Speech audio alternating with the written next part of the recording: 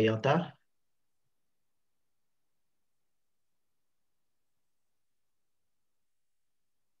Il est toujours bon de louer l'Éternel et de célébrer son nom. I want Jesus to walk with me. I want Jesus to walk with me.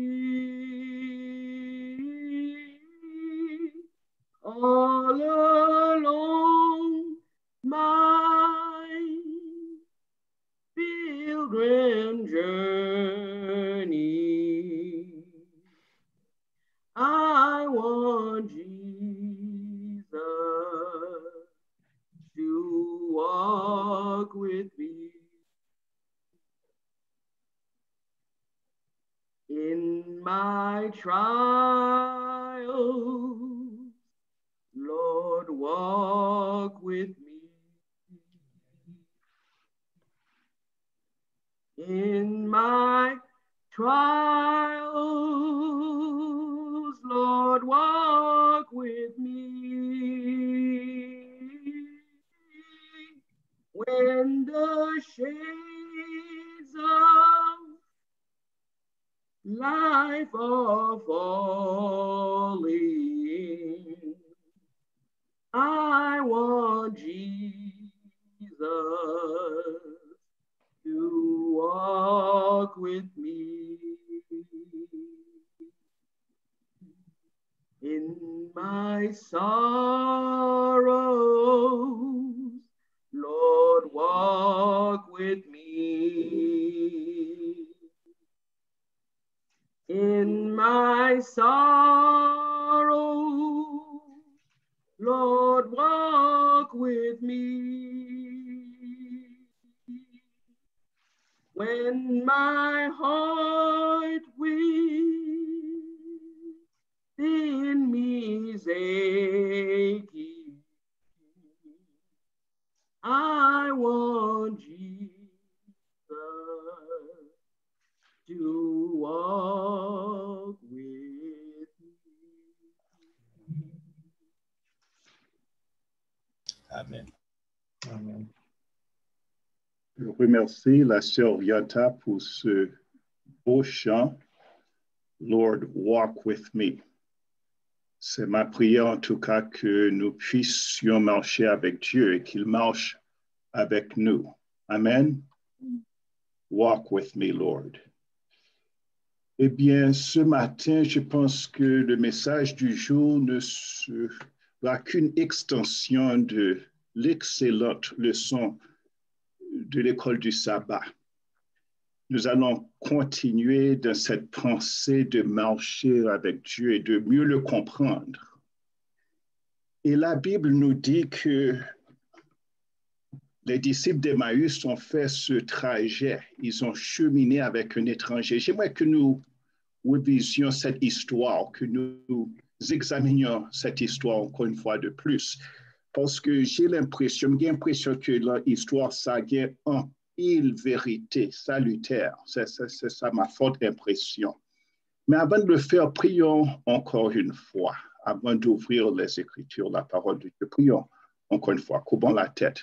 Notre Seigneur, notre Dieu, alors que nous allons rentrer dans le message, nous te demandons, comme la sœur Yanta a chanté, de marcher avec nous, afin que nous arrivions à bon port. C'est au nom de Jésus que nous te prions. Amen. Eh bien, ce message précis, j'ai été inspiré de méditer, que nous méditions sur ce message parce que Mamie, la sœur Myrta, avait prêché ce message dans une autre église il y a quelques semaines de cela et cela m'a réellement inspiré. Et je me suis dit, il faut que nous pensions à cette histoire clé. Et je vais paraphraser ce que nous avons déjà lu. La Bible nous dit, le même jour, 2 de ses disciples se rendaient à un village nommé Emmaüs, disons une douzaine de kilomètres de Jérusalem. Et pendant qu'ils échangeaient leurs réflexions, leurs idées, la Bible nous dit que Jésus s'approcha d'eux et les accompagna. J'aime cette histoire déjà parce que Christ accompagne ces messieurs, ses disciples. Ils avaient l'air attristés. Ils n'étaient pas contents, ils n'étaient pas joyeux de ce voyage. Ils avaient l'air attristés, mais ils étaient incapables, tandis qu'ils marchaient avec cet étranger, de le reconnaître. Ils ne pouvaient pas reconnaître leur ami, leur maître. Et plus tard, l'histoire nous dit que cet étranger, ce routard, ce compagnon, semblait être déconnecté des événements qui les attristaient. L'un d'eux, nommé Cléopas, de dire « Es-tu le seul qui ne sache pas ce qui s'est passé ces jours-ci à Jérusalem ?» Et qui dit « Nous, vrai, Jésus était le seul à réellement savoir ce qui se passait. C'était le seul à comprendre son ministère. Mais ces disciples-là ont dit qu'ils espéraient, nous espérions, dit-il, nous avions espéré que Jésus était celui qui devait délivrer Israël, le grand libérateur. Chers frères et sœurs, ce que nous gagnons, c'est l'espoir. Et lorsque l'espoir est enlevé et que nous restons dans un état de désarroi, c'est tragique. Nous avions l'espoir que Jésus était celui qui devait délivrer Israël, mais hélas, même Jésus nous déçoit. Jésus les écoutait parce que dans la vie, chers frères et sœurs, j'ai appris qu'on doit apprendre à bien écouter. Jésus, après avoir écouté leur peine, leur misère, leur tracas, Jésus leur dit, a commencé à se révéler, commençant par Moïse et tous les prophètes. La Bible nous dit, il leur expliqua dans toutes les Écritures ce qui le concernait. Et en fin de compte, ils arrivèrent près du village, c'est-à-dire le village d'Emmaüs, où ils se rendaient. Et la Bible nous dit que c'est comme si Jésus voulait continuer sa route. C'est comme si quand Jésus t'a continué, t'a dépassé Caillot, humble demeure. Mais la Bible nous dit que lorsqu'ils sont arrivés là, ils pressèrent, je pense que le pasteur Bonhomme l'a bien lu, ils pressèrent l'étranger de rester avec eux, car le soir approchait. Alors il entra dans la maison pour manger avec eux. Quelle image de voir le souverain de l'univers manger avec ses pèlerins, ses disciples. Et la Bible nous dit que pendant qu'il était à table avec eux, qu'il prenait son temps pour partager le pain après avoir rendu grâce, comme c'était son habitude, il rompit le pain et il le leur donna. Et la Bible nous dit qu'une chose s'est passée, un phénomène, c'est alors que leurs yeux s'ouvrirent et ils le reconnurent. Mais déjà, il avait disparu parce que la mission était accomplie déjà.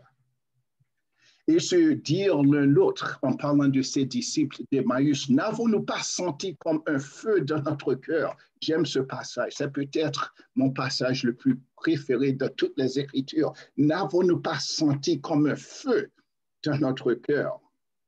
Demandez-nous, est-ce que nous déjà senti feu ça brûler dans nous? Pendant qu'il nous parlait en chemin, qu'il nous expliquait les Écritures, lorsque nous ouvrons la parole de Dieu, est-ce que nous sentons cette flamme, ce feu dans le cœur? Eh bien, ce matin, si je devais faire un résumé de tout ce passage, j'emploierais un mot pour résumer cette histoire, et ce mot serait voyage, voyage. Et donc, nous allons parler non pas d'un simple voyage, parce que la vie est trop courte pour une simplicité comme ça. Nous allons rentrer dans un détail de ce type de voyage spécial, sacro-saint, qu'on pourrait même appeler un pèlerinage. J'aimerais vous dire que ces deux messieurs-là ont effectué un pèlerinage. Et un pèlerinage est un voyage qu'on effectue dans un esprit de dévotion. Si nous pas de dévotion, nous pas la donne même, parce qu'il faut connaître ce sens de dévotion. D'ailleurs, la dévotion est à quelqu'un que l'on admire réellement. Et qui t'aime dit nous que messieurs ça, ils étaient réellement admirés, mon que y aurait les Jésus de Nazareth. Et je vais jusqu'à dire que la vie même est un pèlerinage. D'ailleurs, je me rappelle le chant qui dit que nous ne sommes que des pèlerins sur cette terre. Il y a des gens qui ont bien fait cette marche, n'est-ce pas? Je pense aux jeunes, j'allais dire jeunes Enoch, frère Paul et les sœurs Priscille. Nous pouvons apprendre du jeune Enoch. Et je dois avoir l'air peut-être déjà adulte, je ne sais pas. Mais Enoch, qui marcha avec Dieu. C'est ça la vie, oui, la vie du chrétien. Et donc, nous allons parler de deux adventistes. L'un s'appelait Cléopas, et je les appelle adventistes du 7e jour, car en effet, ils attendaient que ce grand libérateur revienne, ne serait-ce que pour délivrer Israël de ces tracas. Ils attendaient leur ami qu'il retourne. Ils avaient cet espoir, cette espérance. Et la Bible nous dit que ce pèlerinage avait un sens de direction. Il quittait Jérusalem, il venait de célébrer la Pâque avec tous les autres, mais il se dirigeait vers un village qu'on appelle Emmaüs. Et donc, chers frères, ce que que nous avons fait, c'est que nous participions à pèlerinage ça. J'aimerais que nous sentions ce que ces disciples ont ressenti. J'aimerais que nous faisions cette marche avec eux. Et si possible, que nous soyons tout près du Christ aussi, qui va nous enseigner. J'aimerais d'ailleurs que nous prenions cette route qui, à mon avis, est une route lourde et brûlante, harassante et poussiéreuse. J'ai l'impression qu'ils avaient, si je ne m'abuse, l'esprit tout à fait abattu. J'aimerais que nous ressentions cet esprit de dépression, parce que ce ne sera que la première étape. D'ailleurs, dans cette histoire, j'aimerais dégager 5 points clés dans ce parcours, dans ce cheminement, dans ce voyage, dans ce pèlerinage qu'ont effectué ces deux disciples, ces deux adventistes. Le premier point que nous allons visiter ensemble sera la déception. À mon avis, c'est la première étape d'un voyage sérieux. C'est le pèlerinage, c'est la déception dans le voyage. Ils ont commencé par être totalement déçus. Donc, nous allons penser à la déception. Deuxièmement, nous allons avancer le point que la délivrance est déjà là. Amen. Troisièmement, nous allons voir cependant que le révélateur se révèle progressivement, pas immédiatement, pas spontanément, mais progressivement. Si on peut comprendre ce point-là, on ne sera pas déçu aujourd'hui. Et quatrièmement, nous allons faire un point qui paraît être hors sujet, un détour, mais je vous assure que ce quatrième point est nécessaire. Nous allons parler de l'hospitalité. Non pas envers Dieu, non, mais envers notre semblable. Et en fin de compte, si on a tout compris, ces 4 points, nous allons finalement terminer avec le réveil spirituel. Car ce qu'il nous faut aujourd'hui, c'est un réveil spirituel. Parce que la réalité, c'est qu'on a dormi, spirituellement parlant, bien entendu, et il faut qu'on se réveille. Point numéro 1, la déception. La Bible est claire. La Bible nous dit en Luc 24, verset, je pense que c'est le verset 17, qui dit qu'ils avaient l'air attristés. Donc, ils ont commencé par un point de tristesse. Et si je comprends bien cette histoire, si je me mets à la place de ces deux pèlerins, je dirais même, j'irais jusqu'à dire qu'ils répandaient des larmes tout en marchant sur cette route pénible. La déception, la tristesse. Ils ont commencé le pèlerinage avec un sens de tristesse. Pour qui ça? Parce que je t'ai un souvenir des amis qui étaient morts dans l'ignominie. Il était passé, en parlant de Jésus-Christ, il était passé par 6 procès, 6 trials, après lesquels il fut emprisonné. Quel embarrassement! J'ai travaillé avec les prisonniers pendant 10 ans et laisse-moi vous dire, il n'y a rien de Cela n'apporte pas de dignité que d'être emprisonné. Mais Jésus, depuis le jardin de Gethsémani ou bien de Gethsémane, il était emprisonné.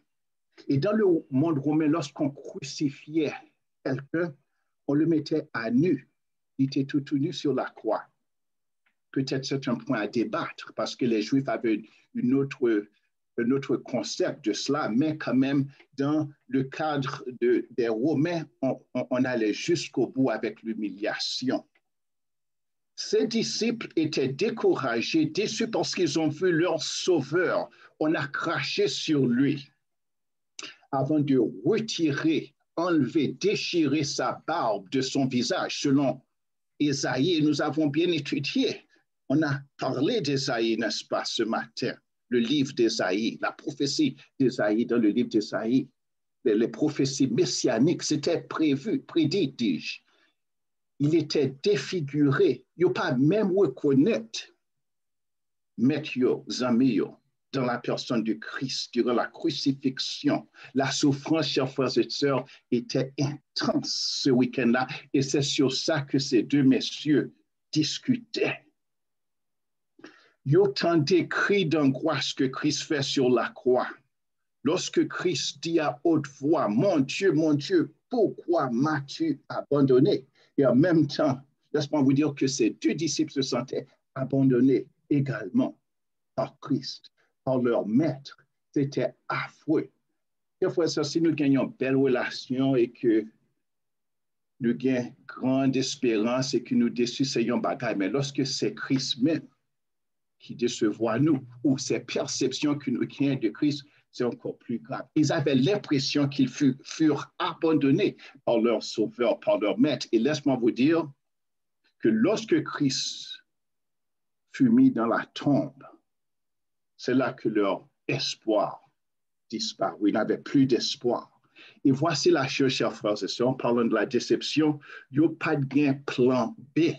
Pourquoi? Parce que Christ, pour être le premier, il était le dernier, il était toute bagaille qu'il a placé dans la personne de Christ. C'était toute vie, chers frères et sœurs. Il n'y a pas de gain plan B, pas de backup plan. Je pense que c'est François-Olivier Gisbert qui dit que plus l'espérance est grande, plus la déception est violente. Il y a gagné une déception violente. Est-ce que nous déjà senti, est-ce que nous faisons expérience d'une déception violente? Tout dépend de l'ampleur de l'espérance qu'on avait en Jésus, en son retour. Mais si cela ne s'effectue pas, eh bien, laisse-moi vous dire que la déception est violente. Chers frères et sœurs, même l'Église adventiste a connu cette expérience que ces deux disciples d'Emmaüs, que ces deux adventistes ont fait sur le chemin d'Emmaüs. Parce que l'Église adventiste a pris naissance même après une déception que je pourrais appeler la grande déception à partir du mouvement millérite. Et je dois vous dire que je me suis mise à la place de ces millérites-là. J'ai ressenti pratiquement ce qu'ils ont senti lorsqu'ils pensaient que quand même Christ allait revenir à une date spéciale, octobre 22 1844, selon ce que William Miller et son étude de Daniel 8. Donc, leur compréhension était que Christ allait venir à une date précise, d'une façon bien donnée, comme ces disciples-là d'antan pensaient que Christ allait libérer Israël de l'emprise romaine. Donc, ils étaient souffrus en pile tout. Et c'était eux les fondateurs de l'Église adventiste. Ils ont commencé par l'humiliation. Même les enfants, les petits-enfants, lorsqu'on les voyait dans la rue, après cette date, ils avaient tout vendu, tout abandonné pour le Christ. Ils voulaient que Christ revienne pour leur délivrer de leur misère. Et donc les enfants dans la rue, lorsqu'on voyait l'un de ces millérites, disaient, avez-vous un billet pour monter au ciel? On se moquait de chers frères et sœurs, et ils étaient tout à fait déboussolés. Chers frères et sœurs, je vais dire que très souvent, on passe par la déception, par la tristesse, afin d'accéder à un niveau beaucoup plus élevé dans la vie chrétienne. Donc là, première étape qui s'avère presque nécessaire est peut-être de passer par la déception, le découragement, la dépression même parfois. Si cela va nous porter à chercher avec plus d'assiduité, eh bien qu'on soit découragé pour commencer. Mais il y a un deuxième point. Allez dans le deuxième point. Le premier point, c'est qu'il se pourrait que dans le chemin de Damas, comme l'apôtre Paul, on pense qu'on fait du bien, comme le grand pharisien qu'il fut. Il était sincère, mais Christ a dû lui dire, écoute, tu me persécutes. Et donc, parfois, on doit remettre en cause nos idées. Et donc, deuxième point, cependant, c'est que tandis que nous souffrons, laisse-moi vous dire que le deuxième point, c'est que la délivrance est déjà là. La délivrance est déjà là. Est-ce que nous captons dire Amen? Amen. La Bible nous dit que le même jour, Dieu avait déjà manifesté son plan. Ça, c'est un concept tout à fait différent.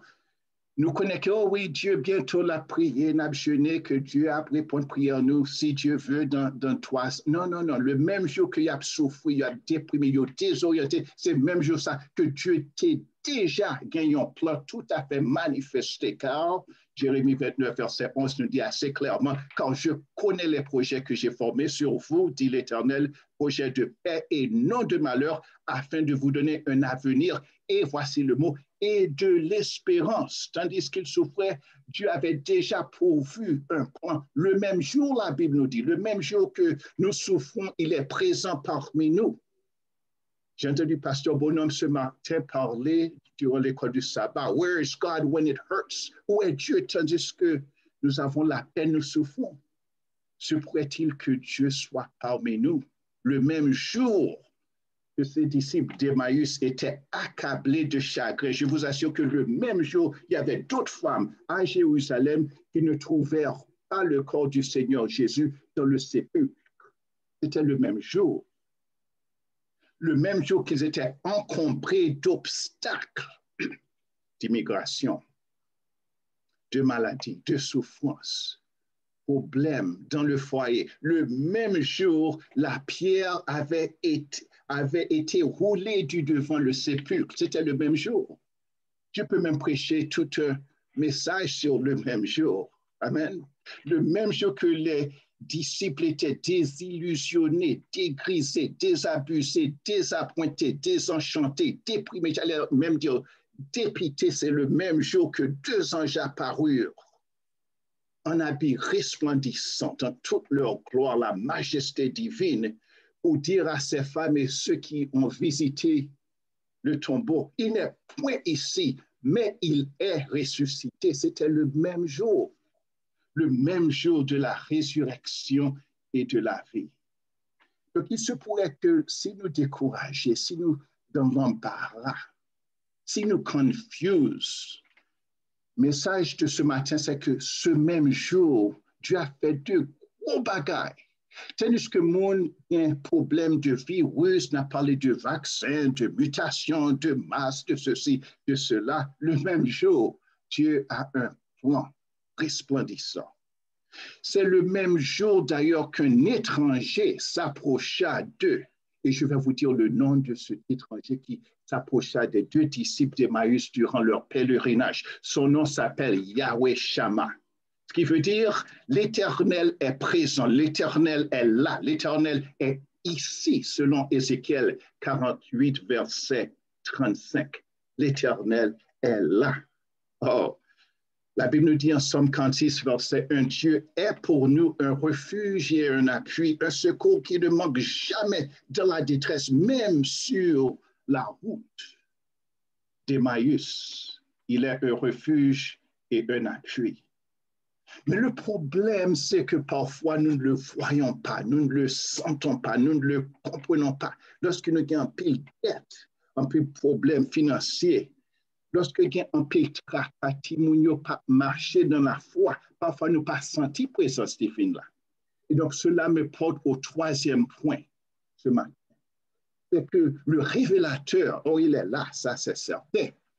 Mais sa révélation, le révélateur, se révèle de façon progressive, nous pas instantanément. Si ces disciples qui avaient tout vu, durant la semaine de la Passion, avaient tout vu la résurrection, ils ont vu la souffrance de Christ et qu'ils n'avaient pas tout compris. Nous pas comprendre tout bagaille instantanément. Ça ne se fait pas comme ça. Et si il y a des gens qui croient qu'ils comprennent tout l'évangile à fond, il faut fuir ces personnes-là parce que nous apprenons tous, nous sommes tous à l'école. Mais je vous assure, Dieu va se révéler à nous tôt ou tard.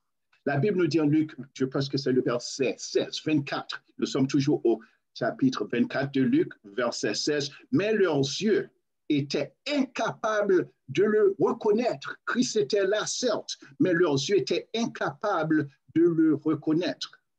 Christ là, mais avec toute bagaille cas privé, c'est aussi parfois nous pas reconnaître, même bon Dieu. Mais voici la bonne nouvelle. La Bible nous donne un petit détail que Jérusalem, de Jérusalem au village d'Emmaüs, c'était près de, disons, 12 kilomètres. Ce qui veut dire que Christ a gagné à peu près 2 ou 3 heures de temps selon cette distance, si mon calcul est correct, ou pas une étude biblique solide alors pendant ces 2 ou 3 heures de temps, durant cette marche de 12 kilomètres. Oh, j'aimerais faire partir de cette marche, de ce voyage, de ce pèlerinage où Christ nous donne un sermon détaillé de lui-même. Et Sœur Pauline, pour la partie sur la santé, j'ai l'impression qu'il était fait cardio, exercice sur la marche.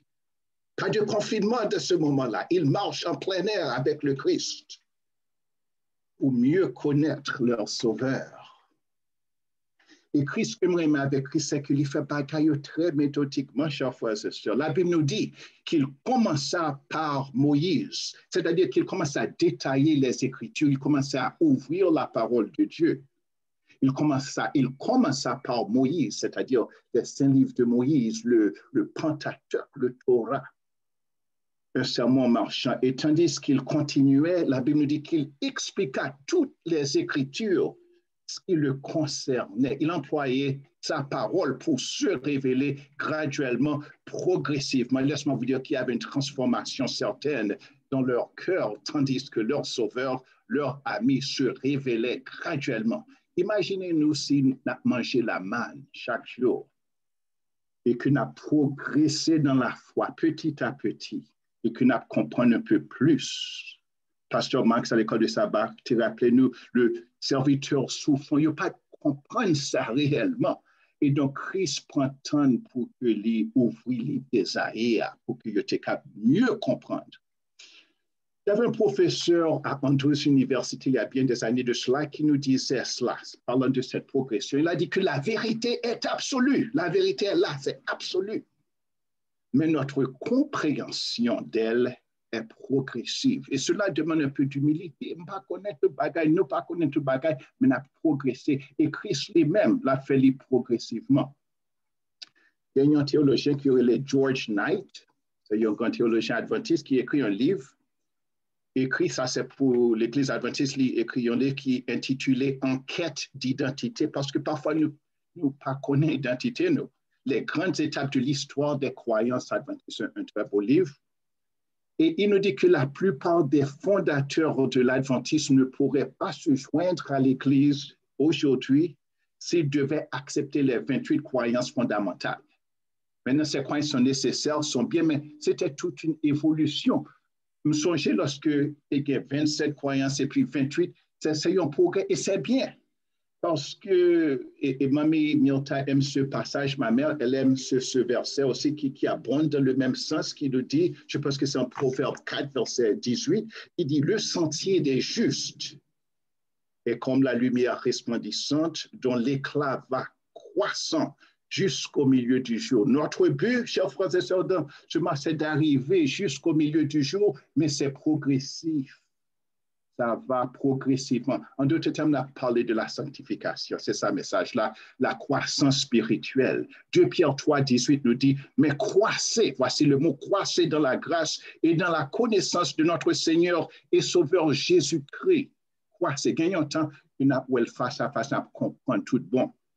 Mais c'est une progression. Même Jésus, lorsqu'il fut sur la terre, même Jésus, en tant qu'homme, Même Jésus, selon Luc 2, verset 52, disait que Jésus croissait en sagesse. C'est-à-dire que Christ ne connaissait pas toutes choses à bas âge. Non, non, non, il croissait en sagesse, en stature et en grâce devant Dieu et devant les hommes.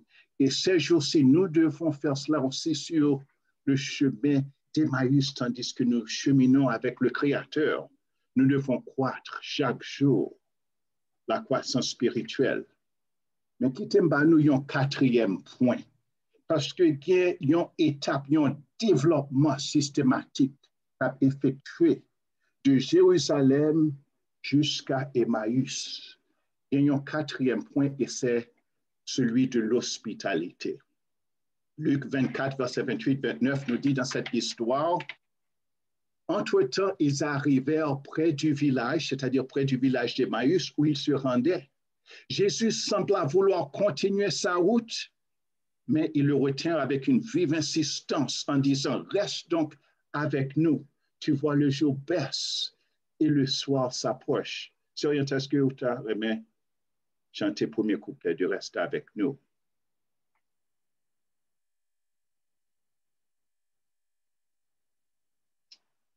Sérieux, OK. Et puis chanter ça pour elle. Okay. Okay. Your tab is muted. Okay. I'm fine now. Okay, good. Reste avec nous, Seigneur, le jour décline, la nuit s'approche, nous menace tous, nous implorons ta présence divine. Reste avec nous, Seigneur, reste avec nous. Merci. Sorienta et Mamie qui a offert de chanter aussi. Merci. Donc ça, c'est l'amour fraternel, hein, pas envers Dieu, mais envers l'humain, notre semblable. On pourrait appeler ça l'orthopraxie, cette conduite que nous devons avoir. La Bible nous dit en Jean 4, verset 20, si quelqu'un dit « j'aime Dieu », et qu'il haït son frère, c'est un menteur carrément, car celui qui n'aime pas son frère qu'il voit, comment peut-il aimer Dieu qui ne voit pas? Donc Dieu s'est caché exprès pour leur donner l'opportunité de l'inviter, parce qu'en invitant l'étranger, on invite Dieu. Durant la route, c'était l'orthodoxie, où Christ parlait de grande doctrine, la vérité. Il faut cela aussi, n'est-ce pas, chers frères? On ne peut pas être dans les words, donc Dieu mettait à nu la vérité, l'orthodoxie. Mais lorsqu'on invite l'étranger, qu'on visite les prisonniers, ça c'est l'orthopraxie. Il faut les deux, chers frères et sœurs. Le jugement investigatif que nous prenons en tant qu'adventistes orthodoxes. Mais allons visiter, prier chaque sabbat matin de 9h à 10h, orthopraxie. Il faut les deux, chers frères et sœurs. Et donc, le thème de l'accueil de l'hospitalité revient à maintes fois dans les Écritures. Matthieu 25, verset 35 nous dit, j'étais un étranger et vous m'avez accueilli ou vous ne m'avez pas recueilli, l'un ou l'autre, chers frères et sœurs, mais ça détermine la base du jugement. Chaque fois que vous avez fait cela à l'un de ces plus petits de mes frères, c'est à moi-même que vous l'avez fait. Et donc, Romains 12, verset 13, soyez solidaires des saints dans le besoin. Parce qu'il y en a qui sont dans le besoin aujourd'hui. Regardez la crise en Haïti un peu partout. Il y a des problèmes. Nous devons être connectés avec ces problèmes, pas seulement avec le Messie, mais avec nos semblables. Nous devons exercer l'hospitalité avec empressement. Ça, c'est l'orthopraxie. Hébreux 13, verset 2 nous dit, n'oubliez pas l'hospitalité, car grâce à elle, certains, sans le savoir, ont accueilli des anges. On pourrait même dire, ont accueilli le sauveur du monde. Sans l'orthopraxie, c'est-à-dire la conduite, la pratique de notre foi, la religion, comme Jacques le disait, pure et sans tache, sans l'orthopraxie, sans l'hospitalité, sans qu'on ait visité les prisonniers, les malades, ceux qui sont dans les nursing homes, on risque de manquer la compagnie du Christ. Donc, c'est très important. Et point final, c'est le réveil spirituel. Tout va progressivement. Donc, après l'hospitalité, après qu'on invite les étrangers chez soi, après qu'on exerce la compassion divine en soi, parce que le ministère par rapport aux autres, c'est ce qui nous permet de développer notre foi en Dieu. C'est là même qu'on commence à parler de la communion intime avec Christ lui-même. La Bible dit en Luc 24, verset 30, il se mit à table avec eux, prit le pain et après avoir prononcé la prière de bénédiction, voulant dire qu'il pouvait communier avec ses disciples d'Emmaüs, ces adventistes-là. Il partage avec eux leur pain. Est-ce que Jésus est déjà rentré chez vous pour souper avec vous, pour manger avec vous, pour causer avec vous? Parce que la Bible nous dit en Apocalypse 3, voici, je me tiens à la porte et je frappe. L'avez-vous invité dans votre cœur, dans votre vie? Si quelqu'un ouvre la porte, j'entrerai, je souperai avec lui et lui avec moi. C'est ça, la communion intime qui précède ce grand réveil spirituel. Et même bagaille qui est bien important, Jésus le Sauveur ne nous refuse sa présence, ne va jamais nous refuser sa présence. Et tandis que Dieu bénit le pain qu'il rompt, le pain de vie, ses disciples aperçoivent les blessures de ses mains, les marques des clous dans ses mains de service. Et c'est à ce moment-là que je suppose qu'il y a eu une connexion, sinon une conviction, une conversion profonde, une prise de conscience. Leur batterie, chers frères et sœurs, est rechargée en parlant des disciples d'Emmaüs.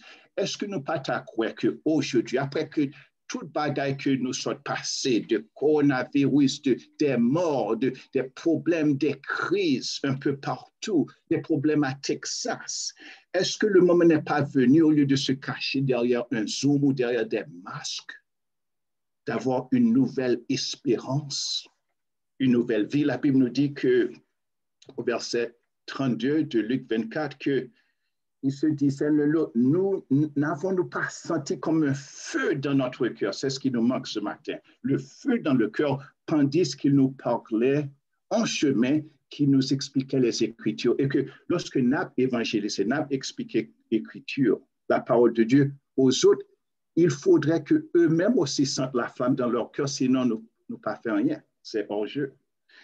Et donc, pour conclure, voici ce que la Bible dit. Voici la fin de l'histoire. La fin de l'histoire est qu'ils se leva l'heure même, la Bible nous dit, après cette expérience, cette connexion, et ils retournèrent à Jérusalem. Parce qu'ils étaient allés en sens inverse, chers frères et sœurs. C'est-à-dire qu'ils étaient retournés tout découragés à Emmaüs, village. Ce n'est pas ça réellement mission sous terre là. Et donc, ils retourné après avoir eu ce contact avec leur maître, le Messie, ils retournèrent à l'heure même. Ils retournèrent à Jérusalem et ils trouvèrent les 11 et qui étaient avec eux ensemble. J'ai l'impression qu'ils retournaient à la chambre haute à Jérusalem à la même heure. Et donc, pour conclure, chers frères et sœurs, voici une question que je nous pose. N'est-il pas temps pour qu'on retourne à la chambre haute, qu'on retourne à Jérusalem, qu'on retourne à la chambre haute avec le feu dans le cœur? Je termine avec un dernier verset qui nous montre que nous devons le faire avec un certain éclat. Apocalypse 18, verset 1 nous dit que le temps viendra où on verra un ange descendre du ciel, un autre ange avec une grande autorité. Et la terre, la Bible nous dit prophétiquement, fut éclairée de sa gloire pour éclairer le monde. Et si nous sommes cet ange-là qui éclaire le monde, cela veut dire qu'on devra avoir plus que la foi en Christ. Le moment devra venir où après cette marche sacro-sainte, que nous ayons la foi de Jésus, qu'il puisse refléter son caractère parfaitement en nous. Nous attendons le retour de Christ, mais je vous assure que c'est lui qui attend que nous soyons prêts en nous dans notre marche spirituelle. Que Dieu nous bénisse. Amen.